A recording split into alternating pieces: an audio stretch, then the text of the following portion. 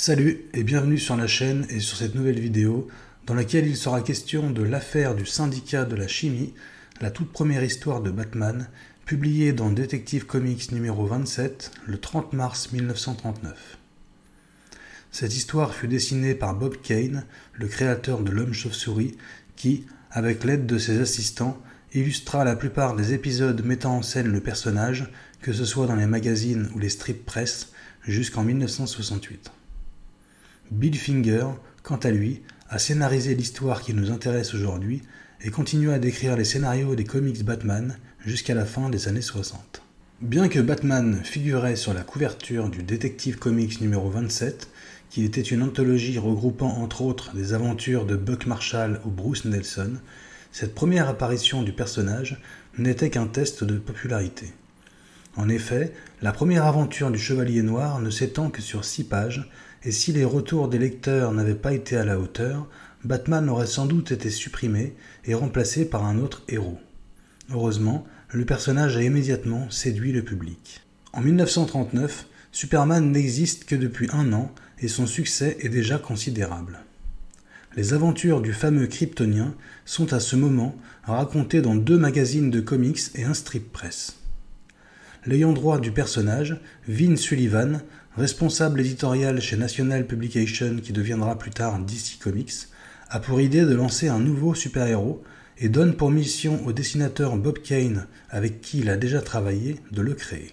Ce dernier imagine dans un premier temps un héros nommé Birdman, inspiré par Superman et les hommes-oiseaux de Flash Gordon.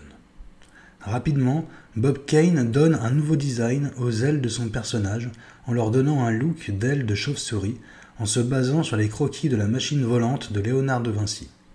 De fait, Birdman devient Batman. Lorsque le scénariste Bill Finger, amateur de romans pulp, rejoint le projet, Bob Kane et lui décident de faire de Batman l'opposé de Superman. C'est pourquoi il porte un masque, que son costume est sombre et qu'il n'a aucun super-pouvoir. Notons que puisque l'une des influences de Bob Kane lorsqu'il a créé Batman était Zorro, la véritable identité du super-héros de Gotham est, à l'instar de Don Diego de la Vega, un jeune homme riche et oisif. Ajoutons que dans les pages de l'affaire du syndicat de la chimie, Batman s'écrit avec un tiret entre le Bat et le Man, alors que sur la couverture du Detective Comics numéro 27, dans lequel se trouvait cette bande dessinée, le tiret n'est pas présent. Passons maintenant au résumé de cette courte histoire qui, d'après Bill Finger, son scénariste, est très fortement inspiré de Partner of Peril, un épisode du Shadow, personnage créé en 1931 par Walter Gibson et dont les aventures furent notamment racontées à travers plus de 300 romans et nouvelles, un feuilleton radiophonique, des comics, des strip press et des films. Au début de l'histoire, le commissaire Gordon se rend sur une scène de crime avec son ami, le riche Bruce Wayne. Un homme du nom de Lambert a été tué à coups de couteau et les empreintes de son fils ont été retrouvées sur l'arme. Ce dernier explique qu'il a simplement retiré le couteau du corps de son père. Il s'avère également que le coffre-fort de la victime a été retrouvé ouvert et que le père Lambert avait dans le cadre de son travail 3 associés dont les noms sont Stephen Crane, Paul Rogers et Alfred Stryker. Pendant que Gordon interroge le fils Lambert, le téléphone sonne.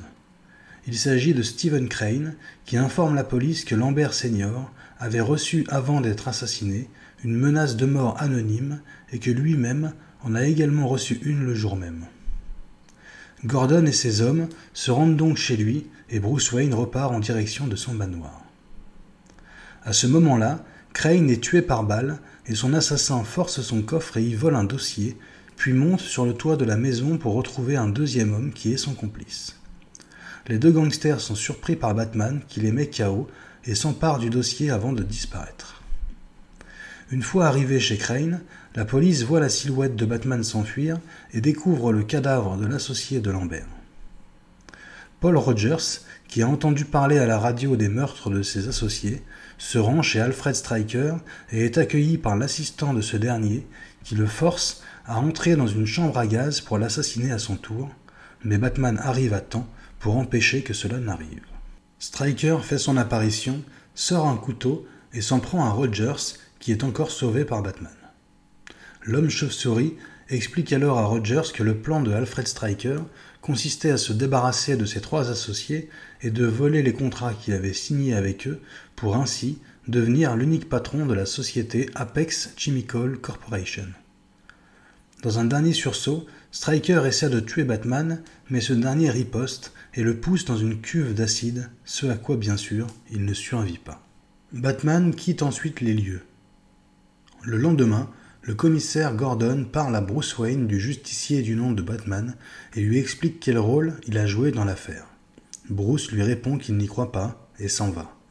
Cependant, les 3 cases suivantes, qui sont les dernières de l'histoire, révèlent au lecteur la véritable identité de Batman, à savoir Bruce Wayne.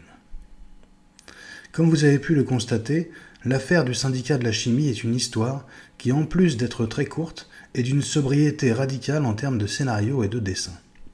Il faut bien sûr la remettre dans le contexte de sa publication en 1939 et considérer sa lecture aujourd'hui en 2024 davantage comme un moyen de se documenter sur les comics de cette époque et sur l'origine de Batman que comme un moyen de se divertir. L'histoire a connu plusieurs remakes, dont le premier remonte à 1969 dans Detective Comics numéro 387 et dans lequel le fils de Lambert est accusé du meurtre de son père.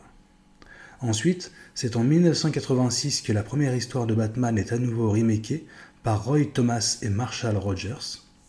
Puis en 1991, de nouvelles versions sont éditées dans Detective Comics numéro 627.